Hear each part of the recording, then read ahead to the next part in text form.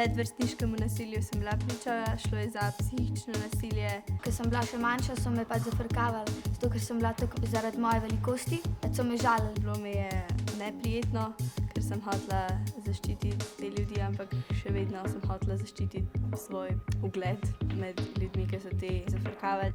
Sem vprašal pač prijatelja, ki je bil žrtev, če se želi s kom pogovarjati, pa je rekel ne. Ker pač se jim zdi, da če bojo povedali komu, učiteljem ali pa staršem, da bojo bili pa še večkrat deležni tega nasilja. Saj tudi nasilneži, imajo tudi svoje stiske in zaradi svojih stisk to svojo jezo nanašajo na druge. Ima probleme v družini, probleme s šolo.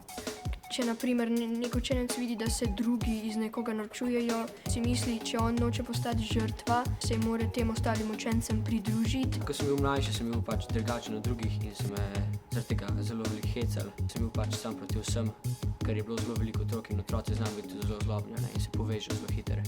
In jaz sem pač tudi pa se zelo velikokrat razjezil in sem jih hecal nazaj in smo velikokrat šli zaradi tega psihologinje. Večino, ker je meni rekla, da jih pustim, da jih ignoriram, dal sem njim občutek, da me pač to nič ne boli, ko me žalijo. Zato so tudi oni prenehali, ker ni bilo učinka. Zelo verjetno zato, ker so najdla enega drugega, da ga izzivajo.